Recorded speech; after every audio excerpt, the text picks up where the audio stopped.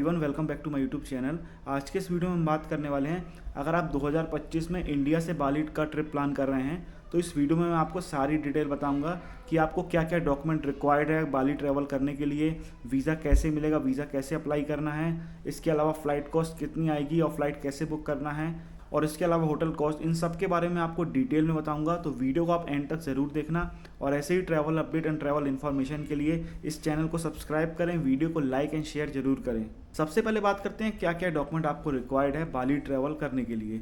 देखिए, बाली ट्रैवल करने के लिए काफ़ी बेसिक से डॉक्यूमेंट आपको रिक्वायर्ड है। सबसे पहले बात करूं, आपके पासपोर्ट की वैलिडिटी कम से कम 6 मंथ बची हो।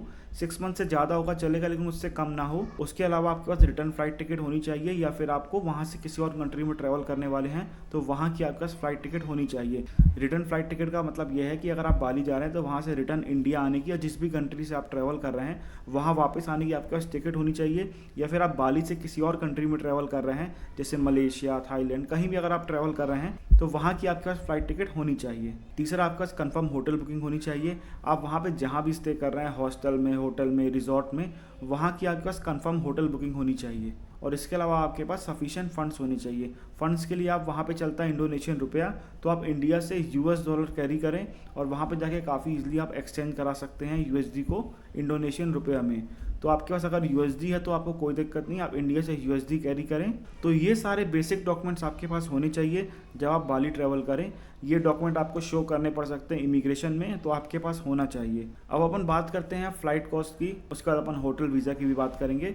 फ़्लाइट कॉस्ट के लिए मैं आपको बताऊं, इंडिया से मोस्टली जो फ़्लाइट जाती हैं ये कनेक्टेड फ़्लाइट हैं। बाली के लिए आपको मोस्टली जो फ़्लाइट मिलेगी वो कनेक्टेड फ़्लाइट मिलेगी, चाहे वो वाया थाईलैंड हो, वियतनाम हो, सिंगापुर हो, मलेशिया हो, आपको कनेक्टेड फ़्लाइट मिलेगी। और जिसकी कॉस्ट की बात करूं तो ये 23-24 हज़ार से लेकर 26-27 हज़ार के बीच में आपको मिल जाती है एक बजट एयरलाइन की फ़्लाइट आने और जाने की। तो ये फ़्लाइट बुकिंग आप किसी भी ऑनलाइन प्लेटफॉर्म से कर सकते हैं जहाँ भी आपको बेस्ट डील मिले। और अपनी फ़्लाइट बुकिंग के टाइम पे एक चीज़ का ध्यान रखना, इस रूट में आपको काफ़ी बजट एयरलाइन मिलेंगी जैसे एयर एशिया हो गया, और भी हैं। यहाँ पे आपको चेक इन बैग नहीं मिलता है, सिर्फ आपको केबिन बैग मिलता है, तो इस बात का आप ध्यान रखना।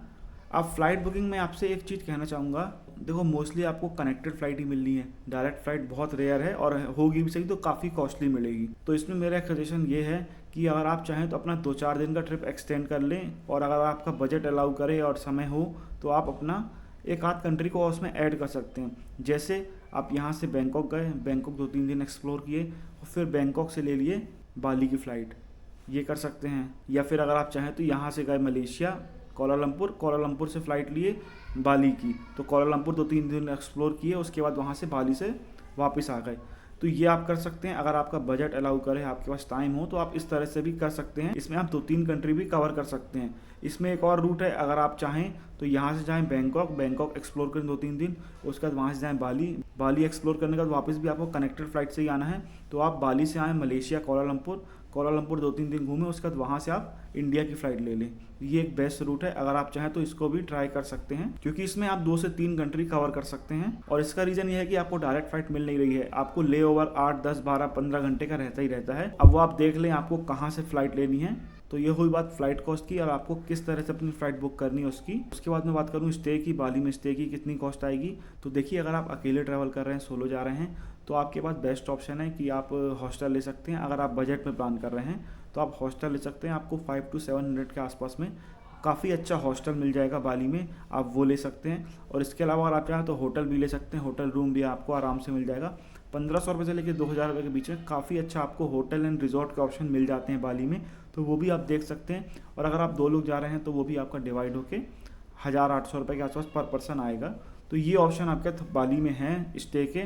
और ये सारी बुकिंग आप किसी भी ऑनलाइन प्लेटफॉर्म से कर सकते हैं, कंपेयर कर लें प्राइजेस को, चाहे MMT हो, एगोडा हो, गोआईबीबो है, booking.com है, बहुत सारे प्लेटफॉर्म हैं, इन सब से कंपेयर कर लें, जहाँ भी आपको बेस्ट डील मिले वहाँ से आप इनको बुक कर सकते हैं। अब अपन मेन बात करते हैं वीज़ा की या ई वीज़ा की। देखिए, इंडियंस को बाली में वीज़ा ऑन अराइवल पर मिल जाता है, ये आपको काफ़ी इजीली मिल जाता है। ये डॉक्यूमेंट जो मैं आपको बताया हूँ, supporting document, flight, hotel, funds, ये सब होना चाहिए आपके पास।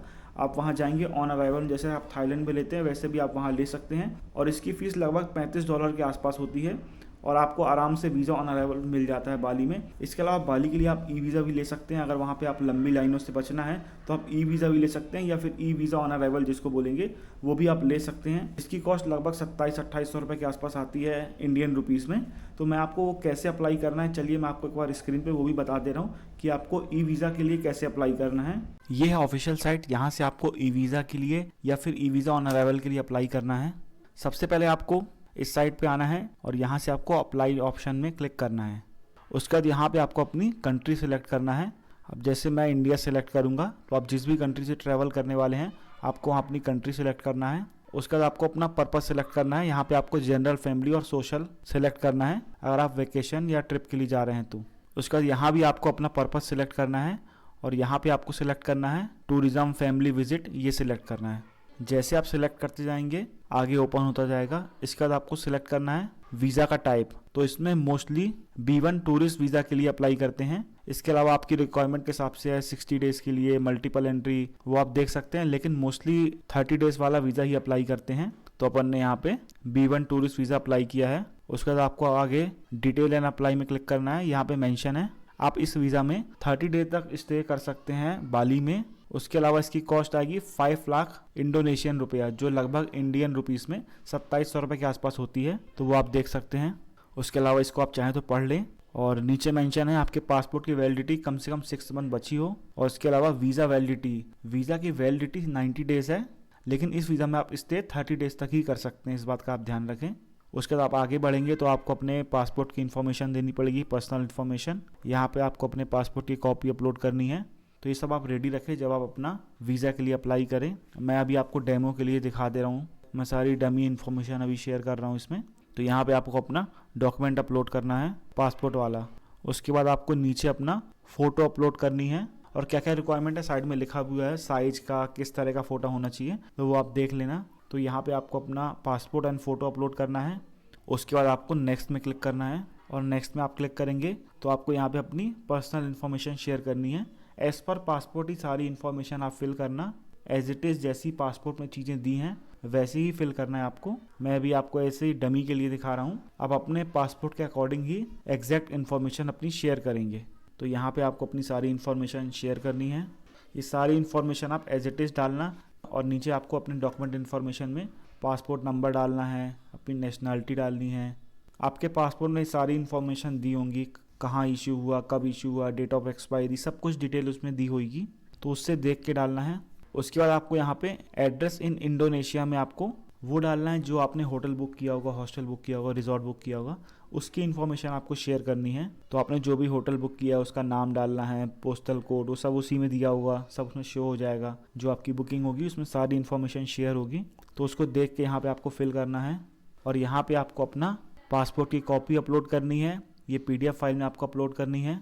और यहाँ पे भी मेंशन है एटलीस्ट 6 मंथ बचा हो आपके पासपोर्ट का।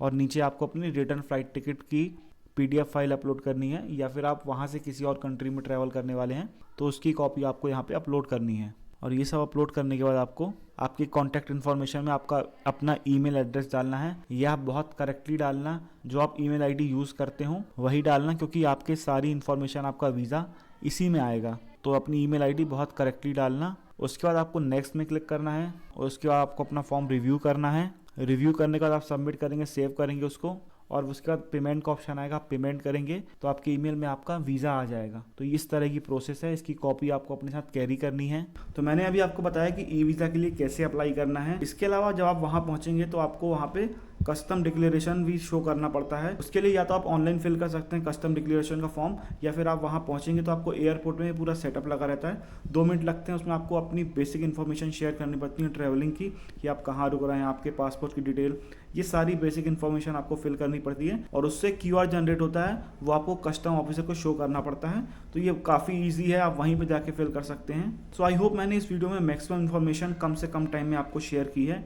अगर वीडियो पसंद आई हो तो वीडियो को लाइक और शेयर जरूर करें और चैनल को सब्सक्राइब जरूर करें और इस वीडियो को शेयर करें जो आने वाले दिनों में बाली ट्रिप प्लान कर रहा है।